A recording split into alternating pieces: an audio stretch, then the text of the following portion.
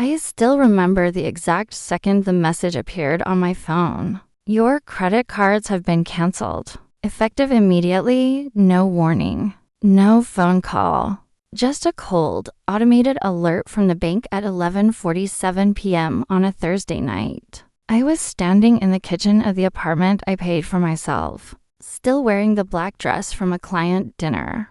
The city lights of Chicago stretched beyond the window like scattered diamonds on black velvet. Rain had started to fall earlier, soft and steady, leaving thin silver trails down the glass. The only sounds were the low hum of the refrigerator and the distant wail of a siren. Somewhere far below, my phone's screen glowed in the dark, cutting through the quiet like a blade. For a moment, I thought it was a glitch. Banks make mistakes. Systems fail. Cards get flagged for fraud all the time. But when I opened the app and saw every single card, the platinum one I used for travel, the everyday one for groceries and coffee, even the backup I kept for emergencies, all marked account restricted by primary account holder. The truth settled over me like ice water pouring slowly down my spine. My father had done this. James Harlan, the man who once carried me on his shoulders at the company picnic when I was 7, laughing as I reached for the clouds with sticky hands. The man who sat beside me at the long dining table when I was 12, patient for once, teaching me how to read a balance sheet before I could even drive. The man whose voice filled every room he entered, who made people straighten their backs and lower their voices when he walked in. For most of my life, he had been the loudest, most certain presence in my world. He had canceled my cards without a single word. I sat down hard on the kitchen stool, the cool leather pressed against the back of my legs. My hands trembled as I set the phone on the counter. The black dress suddenly felt too tight around my ribs. For the first time in years, I felt something I had almost forgotten. The sharp, helpless panic of being a little girl again, standing in the hallway outside his home office in my socks, waiting for him to look up from his papers and notice me, waiting for permission that sometimes never came. But I was no longer that little girl. I stared at the notification until the words blurred. Part of me wanted to call him right then, to demand an explanation in the sharp voice I had spent years learning to control. Another part of me, the quieter, colder part that had watched my mother grow smaller every year of their marriage, simply closed the banking app, opened a different one, and began moving money. What my father didn't know, what almost no one knew, was that the money he thought he controlled had never truly been his. Not for a long time. My name is Elena Harlan. I am 32 years old, and this is the story of the night my father tried to cut me off and discovered, too late, who really held the power. It started the way these things always do, slowly, then all at once. My mother died when I was 19. The diagnosis came on a gray Tuesday in October. Aggressive ovarian cancer. 6 months from the day the doctor said the words to the morning she closed her eyes for the last time. I still remember the smell of the hospital room. Antiseptic mixed with the lavender lotion I rubbed on her hands every evening. I remember how small she looked in that bed, how her voice grew softer week by week, and how she still managed to smile at me even when the pain made her eyes water. In the final weeks, she made me promise two things. First, that I would finish university no matter what. Second, that I would never let my father rewrite the story of our family the way he rewrote everything else. She left me something he never. EXPECTED, a separate trust, quiet, carefully structured by lawyers who answered only to her. It was funded by the shares she had inherited from her own parents long before she married him. Shares in the very company my father had built his reputation on, Harlan Logistics. He had always treated those shares as if they somehow belonged to him by marriage. They never did. The trust documents were clear. I was the sole beneficiary once I turned 25. Until then, the assets sat under professional management. growing steadily while my father continued to believe the company was entirely under his command. I never told him the full details. Part of me still wanted his approval. Part of me was afraid of what he would do if he knew the truth. I had watched him for years. I had seen how he handled people who stood in his way, the quiet firings, the sudden reassignments, the way certain names simply stopped being mentioned at dinner.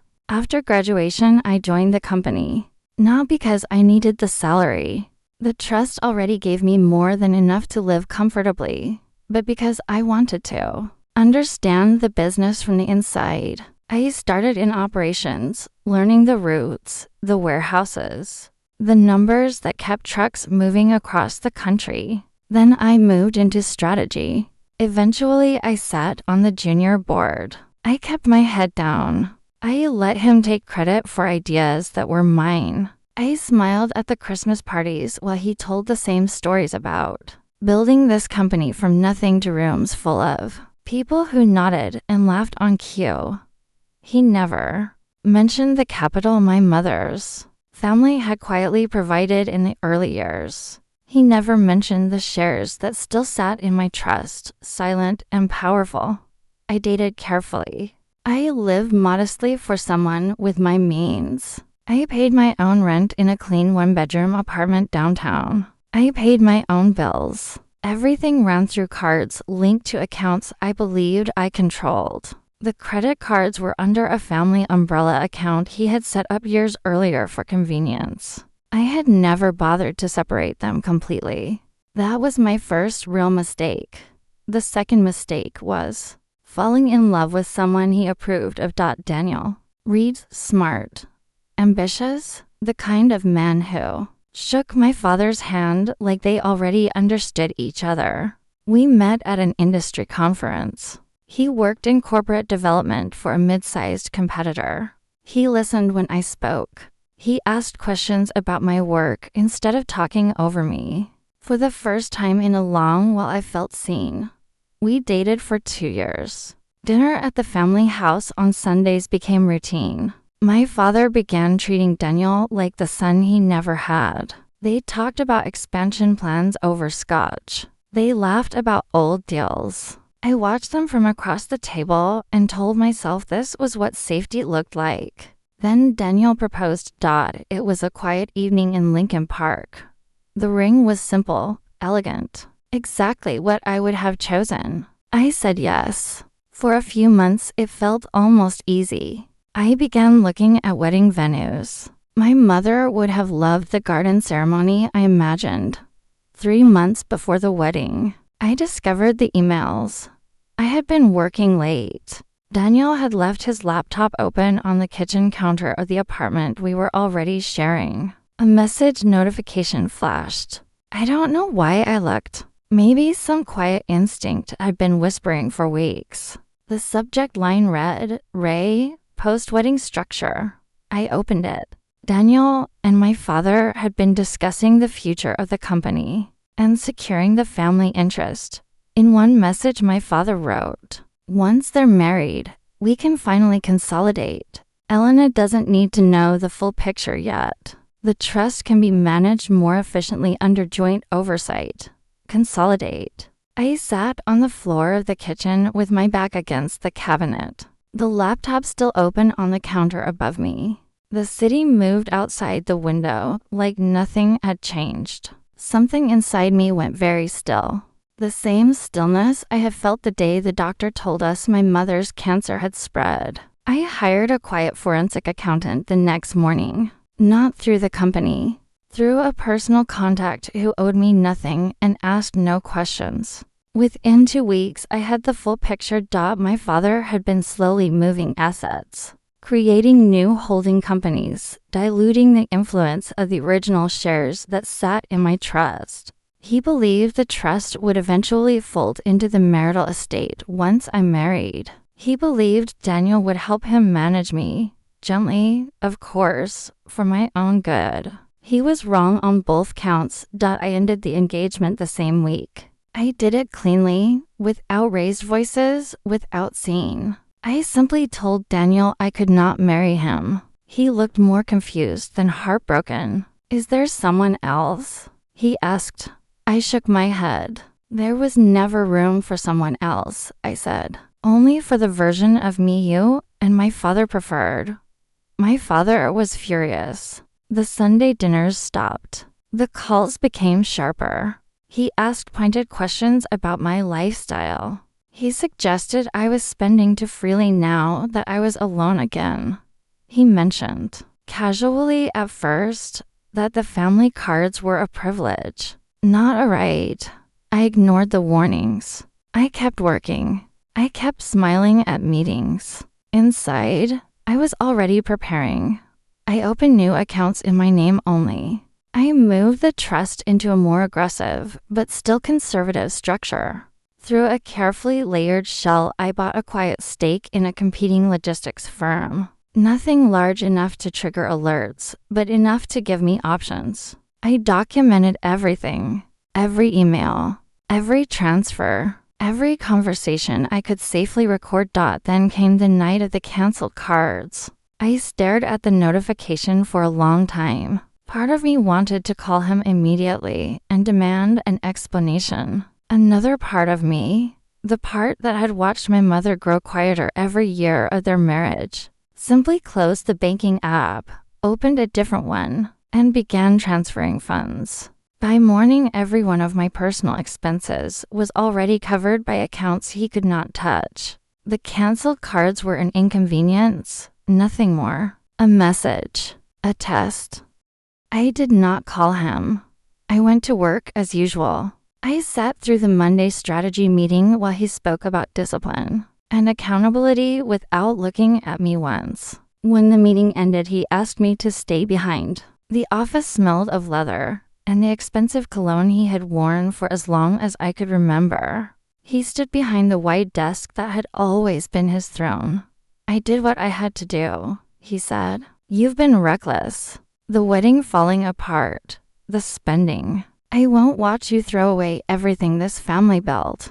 I looked at him for a long moment. The man who had once been larger than life now seemed smaller somehow. The lines around his mouth deeper. The confidence in his shoulders slightly less certain. You canceled cards that were never really yours to cancel, I said quietly. He frowned. Everything in this family runs through me. Not everything, I answered and walked out. That afternoon, I requested a formal meeting with the board's independent directors. I did not tell my father. I simply placed the documents on the long polished table. The original trust structure signed by my mother. The share certificates, the forensic report showing the quiet dilution attempts, and the proof that a significant portion of the company's capital base still rested on shares he did not control. The room went very quiet. One of the older directors, a man who had known my mother, looked at me over his glasses and said, "Does James know you have this?" "He will," I replied. The confrontation happened 3 days later in the same office where he had canceled my cards. By remote control, he was standing when I entered. The board had already spoken with him. The color was high in his face. A single folder lay closed on his desk. "You went behind my back," he said. "You went behind mine first," I answered. For years, I laid the same documents in front of him. He flipped through them with increasing speed, then slower, then not at all. The silence stretched until it felt like the air itself had thickened. "These shares were never meant to stay outside the company," he said at last. His voice had lost its usual force. "They were meant to protect me," I said. "Mother made sure of that. She knew exactly who you were." He looked up. For the first time, I saw something like fear in his eyes. Not the fear of losing money, but the fear of being truly seen. "You can't just walk in here, and I already have." I kept my voice steady. "The trust is fully under my control. The voting rights attached to those shares are mine. The independent directors have seen everything. Any further attempt to dilute or restructure without proper disclosure will be treated as a breach of fiduciary duty." Counsel has already been instructed. He sat down heavily. The chair creaked. I did not enjoy the moment the way stories sometimes pretend. There was no rush of triumph, only a deep, tired clarity. This was the man who had raised me, who had taught me the language of business, who had also spent years treating my inheritance as an inconvenience to be managed until it could be absorbed. I canceled the cards because I wanted you to need me again, he said finally, almost to himself. I thought if you felt the pressure you would come home, talk. Let me guide you the way I used to. You wanted control, I said, not connection. There is a difference. He had no answer for that dot in the weeks that followed. The company underwent a quiet but firm realignment. I did not force him out. That would have been too clean and too cruel. Instead, I took the seat on the board that the shares entitled me to. I voted. I asked hard questions in meetings where silence had once been the safest response. I blocked the more aggressive moves he had planned. Slowly, the culture began to shift. Decisions that once happened in closed rooms now required real discussion. People who had learned to stay quiet began to speak. Daniel tried to reach out once. A short message. I never meant to hurt you. I did not answer. Some doors close for a reason. My father and I still see each other at necessary events. The annual charity dinner, the occasional board retreat. The conversations are polite and distant. Sometimes I catch him watching me across a room with an expression I cannot quite name. Regret, calculation, or simply the slow recognition that the daughter he tried to manage had been playing a longer game all along. I no longer use any card connected to a family account. Every transaction is mine. Every choice is mine. The apartment still feels like home. The work is still demanding. Some nights the old ache returns, the wish that it could have been different, that he could have been the father who celebrated my strength instead of trying to contain it. That ache no longer runs my life. Power is not the same as love. Control is not the same as care. And money, in the end, only reveals what was already true about the people holding it. I walk through the city now with quieter steps. The future is still unwritten, but the cards in my wallet open only to accounts that answer to me. And that, after everything, is enough.